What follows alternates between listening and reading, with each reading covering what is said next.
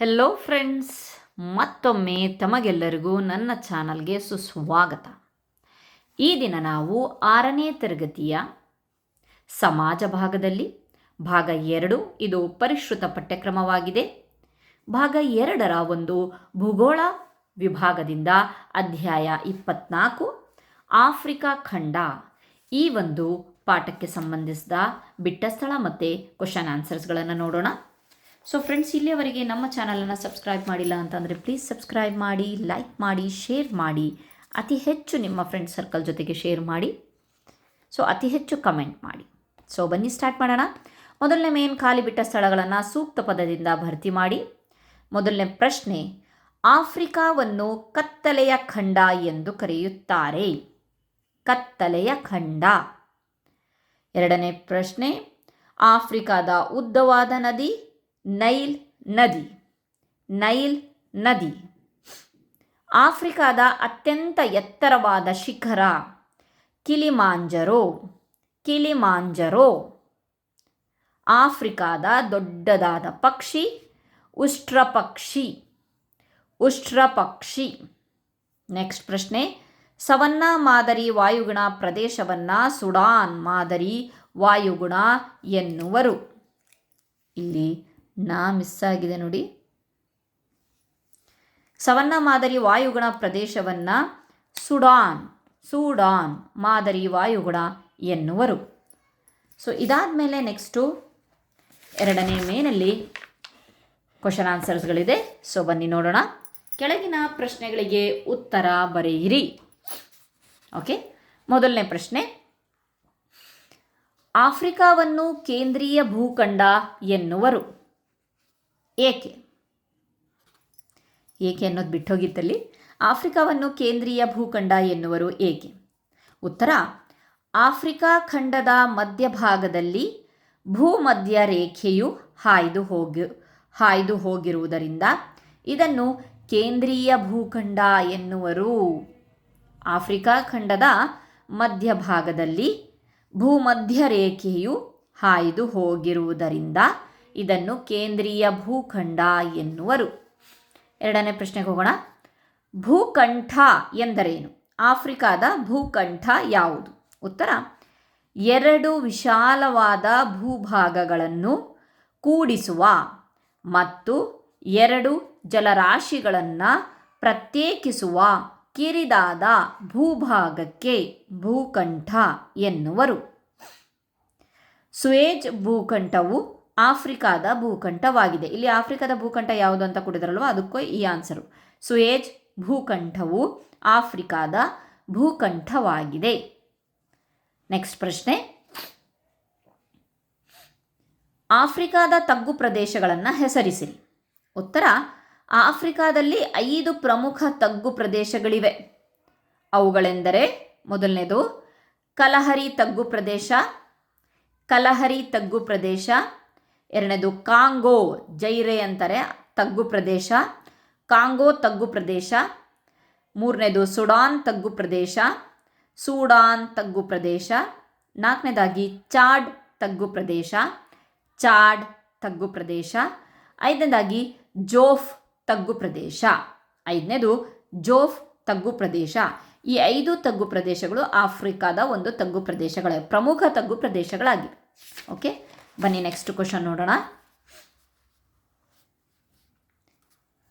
4ನೇ ಪ್ರಶ್ನೆ, ಆಫ್ರಿಕಾ ಖಂಡದ ವಿವಿಧ ಸಸ್ಯವರ್ಗಗಳನ್ನು ಹೆಸರಿಸಿರಿ. ಉತ್ತರ, ಆಫ್ರಿಕಾ ಖಂಡದ ವಿವಿಧ ಸಸ್ಯವರ್ಗಗಳೆಂದರೆ, ಮೊದಲನೇದಾಗಿ ಯಾವ್ಯಾವ ರೀತಿಯ ಸಸ್ಯವರ್ಗಗಳಿದ್ದಾವೆ ಅಂತ. ಅಪ್ಪು ಸಸ್ಯ. ಎರಡನೇದು ಮ್ಯಾಂಗ್ರೋವ್ ಸಸ್ಯಗಳು.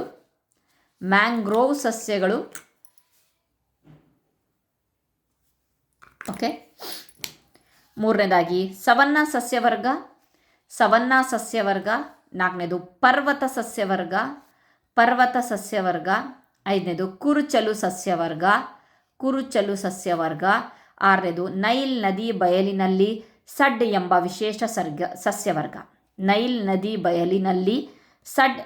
ವಿಶೇಷ ಸಸ್ಯವರ್ಗ. ಏಳನೇದು ಮರುಭೂಮಿ ಸಸ್ಯವರ್ಗ. ಇದಿಷ್ಟು ಅಲ್ಲದೆ ನಿಮ್ಮ ಒಂದು ಟೆಕ್ಸ್ಟ್ ಬುಕ್ಕಲ್ಲಿ ಡೈರೆಕ್ಟಾಗಿ ಆನ್ಸರ್ ಇಲ್ಲ, ಇದನ್ನು ಅದರೊಳಗಡೆ ಟೆಕ್ಸ್ಟ್ ಬುಕ್ಕಲ್ಲಿ ಹುಡುಕಿರುವಂಥದ್ದು. ಇನ್ನೂ ಬಹಳಷ್ಟು ನೀವು ಹುಡುಕಿದ್ರೆ ಇನ್ನೂ 1-2-3 ಸಿಗಬಹುದು ನಿಮಗೆ ಸಸ್ಯವರ್ಗಗಳು. Okay, so next question. ಆಫ್ರಿಕಾದ ಪ್ರಮುಖ ಆಹಾರ ಬೆಳೆಗಳು ಯಾವುವು? ಯಾವ್ಯಾವ ಆಹಾರ ಬೆಳೆಗಳು ಪ್ರಮುಖವಾಗಿದೆ? ಉತ್ತರ: ಆಫ್ರಿಕಾದ ಪ್ರಮುಖ ಆಹಾರ ಬೆಳೆಗಳು ಮೆಕ್ಕೆಜೋಳ, ಭತ್ತ, ನವಣೆ, ಸಿಹಿ ಆಲೂಗಡ್ಡೆ, ಗೆಣಸು, ಕಡಲೆಕಾಯಿ, ಬಟಾಣಿ. ಇವು ಅಲ್ಲದೆ ಕಬ್ಬು, ಕಾಫಿ, ಹಣ್ಣು, ಹಂಪಲುಗಳನ್ನು ಇಲ್ಲಿ ಬೆಳೆಯುತ್ತಾರೆ. ಇಷ್ಟು. ಓಕೆ, ನೀವು ಇಲ್ಲಿಗೆ ಸ್ಟಾಪ್ ಮಾಡಬಹುದು. ಸೊ ಇವು ಪ್ರಮುಖ ಆಹಾರ ಬೆಳೆಗಳಾಗಿವೆ. ಸೊ ಇಲ್ಲ ಕಂಟಿನ್ಯೂ ಮಾಡಿದ್ರು ಇಲ್ಲಿವರೆಗೂ ಮಾಡಬಹುದು. Okay, next question, last question. ಹೆಚ್ಚು ವಜ್ರದ ನಿಕ್ಷೇಪ ಉತ್ಪಾದಿಸುವ ಆಫ್ರಿಕಾ ದೇಶಗಳು ಯಾವುವು? ಹೆಚ್ಚು: ಬೋನ್ಸ್ವಾರ, ಜೈರೆ, ದಕ್ಷಿಣ ಆಫ್ರಿಕಾ. ಇವು ಮೂರಿದೆಯಲ್ವಾ, ಇದು ಹೆಚ್ಚು ವಜ್ರದ ನಿಕ್ಷೇಪ ಉತ್ಪಾದಿಸುವ ಆಫ್ರಿಕಾ ದೇಶಗಳಾಗಿದೆ. ಯಾವುದು? ಬೋನ್ಸ್ವಾರ, ಜೈರೆ, ದಕ್ಷಿಣ ಆಫ್ರಿಕಾ. ಅಷ್ಟೇ ಅಲ್ಲದೆ ಅಂಗೋಲಾ, ನಮೀಬಿಯಾ ಮತ್ತು ಘಾನಾ ದೇಶಗಳು ಸಹ ಇದರ ಒಂದು ಉತ್ಪಾದಕರಾಗಿದ್ದಾರೆ. ಇವು ಮೂರು ಅಲ್ಲದೆ ಅಂಗೋಲಾ, ನಮೀಬಿಯಾ ಮತ್ತು ಘಾನಾ ದೇಶಗಳು. ನೀವು ಹೆಚ್ಚು ವಜ್ರದ ನಿಕ್ಷೇಪ ಅಂತಂದರೆ ಈ ಮೂರು ಬರೆದ್ರೂ ನಡೆಯುತ್ತೆ. So it's based on the marks. ನಿಮಗೆ ಮಾರ್ಕ್ಸ್ 1 ಮಾರ್ಕ್ಸಿಗೆ ಕೊಟ್ಟರೆ ನೀವು ಬೋನ್ಸ್ವಾರ, ಜೈರೆ, ದಕ್ಷಿಣ ಆಫ್ರಿಕಾವನ್ನು ಬರೆದು ಬಿಡಿ. ಒಂದು ವೇಳೆ 2 ಮಾರ್ಕ್ಸಿಗೆ ಕೊಟ್ಟರೆ ಸೊ ಈ ಇಷ್ಟು ದೇಶಗಳನ್ನು ಬರೀಬೇಕಾಗತ್ತೆ: ಬೋನ್ಸ್ವಾರ, ಜೈರೆ, ದಕ್ಷಿಣ ಆಫ್ರಿಕಾ, ಅಂಗೋಲಾ, ನಮೀಬಿಯಾ ಮತ್ತು ಘಾನಾ ದೇಶಗಳು. ಇವು ಹೆಚ್ಚು ವಜ್ರದ ನಿಕ್ಷೇಪ ಉತ್ಪಾದಿಸುವ ಆಫ್ರಿಕಾದ ದೇಶಗಳಾಗಿವೆ.